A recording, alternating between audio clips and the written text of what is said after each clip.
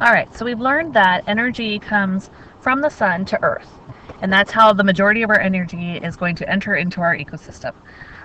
We want to look at now what's going to happen as that energy moves around the ecosystem.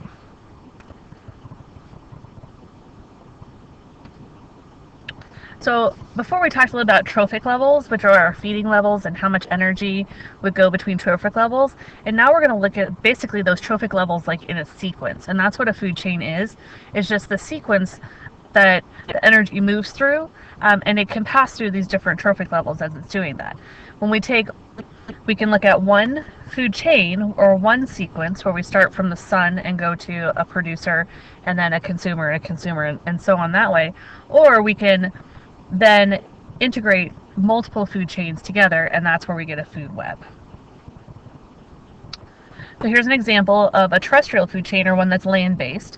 So all our energy, remember, starting with the sun. And then our first trophic level is our producers, which are our plants that photosynthesize, remembering that we always have some waste energy that's being released. We talked about this in the introductory chapters when we looked at the laws of thermodynamics, where we said that energy, as it passes through and gets used, that it always loses some of its usable energy. It degrades into a part where we can't actually use it. And so remembering that only 10% approximately of the energy is moving on. So in this example, the caterpillar is eating from the plant, and so the caterpillar becomes our primary consumer.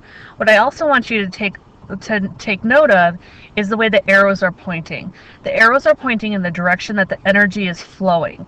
So it's not that the caterpillar, you don't have it turned around the other way, that the caterpillar eats something. It's not showing that. It's showing that the energy goes from the grass here to the caterpillar, and then it goes from the caterpillar to this blue jay, or it's going to the decomposers if the caterpillar were to die. So the energy is passing through. Now, one of the other things when we looked at our trophic levels, we talked about how there's fewer, and that's why it's a pyramid, right? Because there's fewer top-level consumers here. And I want you to look at the arrows as they go through. Remember, only 10% of the energy is moving through each of these trophic levels. So you've lost 90%. And then the caterpillar only gets 10% of what the grass had, not of what the sun had, but of what the grass had. And then the blue jay only gets 10% of the energy that was available in the caterpillar. And the hawk, therefore, only gets 10% of the energy that was available in the blue jay. So if you work backwards from the sun, you've lost a lot of energy as you're moving along. So this one's just a food chain. If we were to look at a food web, so this is an aquatic ecosystem, there's obviously way more critters that exist in the Antarctic than these, but this is just a simple one. And we start now, instead of starting with what we think is traditionally a plant, we start with phytoplankton. But I want you to look at the word itself. So it's phyto, which means light, and plankton. So this is a plankton that gets its energy from light. So it photosynthesizes. That's where the phyto comes from. So over here, it's a zooplankton, right? It's a herbivorous zooplankton. It's a zoo meaning animal, okay? So this is an animal plankton, basically. It is not photosynthesizing, so it is a first level consumer. It is not making its own energy. And then we have our krill, which are, they're like little shrimp, kind of. They're like little bitty guys, but this is what our whales eat, which is amazing. When you look at the blue whale all the way up here, one of the largest animals ever in the world, and it's one of the largest animals that exists right now.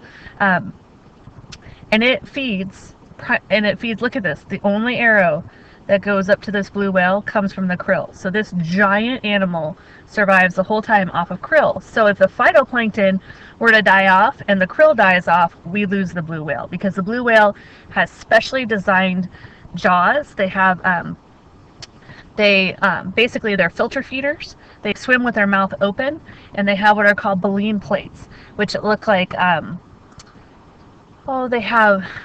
fringed almost. They have lots of little things that stick up off of them, so as they swim through the water with their mouth open, the krill gets stuck in these baleen plates, which look like bristles, kind of, almost. And then they got a really long tongue where they just like sweep them all out and sweep them down their throat. And so when we look at our food webs, it's really important to look at the interconnectedness of the species that are in here.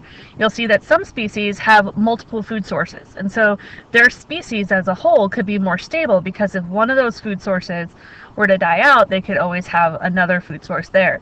But it all goes back to what is our producer, and if our primary producer that's in the Antarctic is phytoplankton, and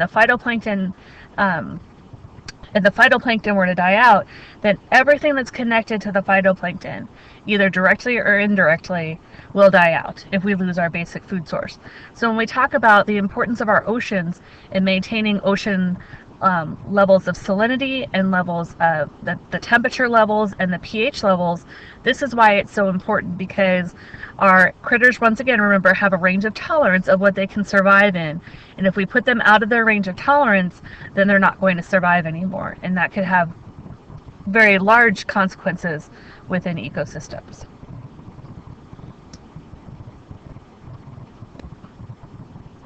So once again, this is just reviewing what we already talked about. The second law of thermodynamics, once again, the amount of usable energy is going to decrease, which means that the biomass is going to decrease. So what is biomass? Bio meaning life, mass meaning the stuff that makes up matter, right? So when we look at biomass, it's the amount of living material that's within the ecosystem. So when we talk about biomass decreasing, we mean that there's fewer animals, right, that exist at the top levels. That's basically what that means. The ecological efficiency, once again, that's 10% of the energy moving along between the trophic levels. So we're also going to look a little bit about what happens to matter within the ecosystems in our next lesson.